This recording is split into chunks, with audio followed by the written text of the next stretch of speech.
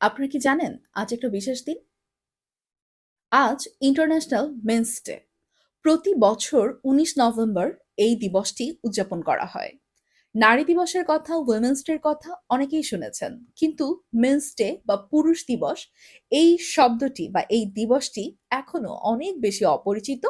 অনেকের কাছে বিষয়টি খুবই হাস্যকর, অনেকে বিষয়টিকে খুবই তাচ্ছিল্য করে দেখেন। তবুও এই দিবসটি কিন্তু উদযাপিত হয়। যেহেতু আজ পুরুষ দিবস স্বভাবসুলভভাবেই আমি সকালবেলা উঠে প্রচন্ড আনন্দ নিয়ে তাধিন করে নাচতে নাচতে আমার পুরুষ বন্ধুটিকে ফোন করলাম উইশ করবার জন্য।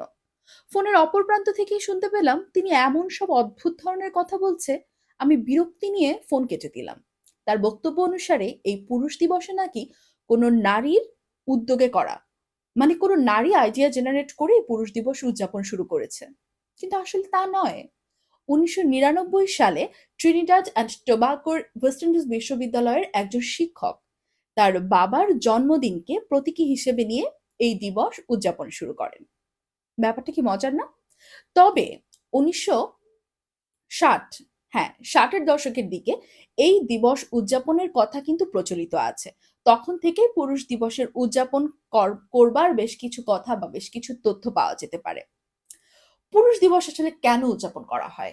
এটা কিন্তু খুবই রিলেভেন্ট একটা প্রশ্ন।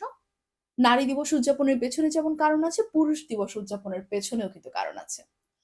পুরুষ দিবস মূলত উদযাপন করা হয় পুরুষের স্বাস্থ্য, পুরুষের শারীরিক স্বাস্থ্য, মানসিক স্বাস্থ্য এবং পুরুষের প্রতি যে সামাজিক চাপ, এই সমাজের স্টেরিওটাইপ, এই চিন্তা ভাবনা এবং পুরুষের উপর অনেক ধরনের রেসপন্সিবিলিটি চাপিয়ে দেয়া এবং তার যে অবদান সমাজে, পরিবারে এবং রাষ্ট্রে, পৃথিবীতে, সেই সবকিছু নিয়ে সচেতনতা বৃদ্ধির জন্য মূলত এই মেন্স ডে বা পুরুষ দিবস উদযাপন করা হয়।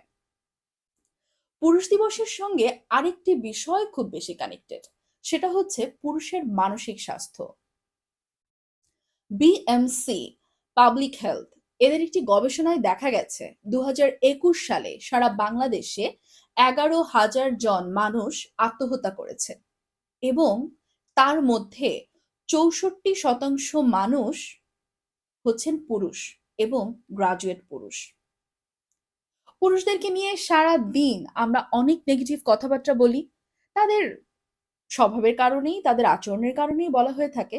কিন্তু তারপরেও আমাদের চারপাশে যে সকল পুরুষরা আমাদেরকে সাপোর্ট করছেন, বন্ধু হয়ে, পরিবার হয়ে অথবা ভালোবাসার মানুষ হয়ে, যাদের জন্য, যাদের সাপোর্টের জন্য আমাদের পথ চলা আরো বেশি মসৃণ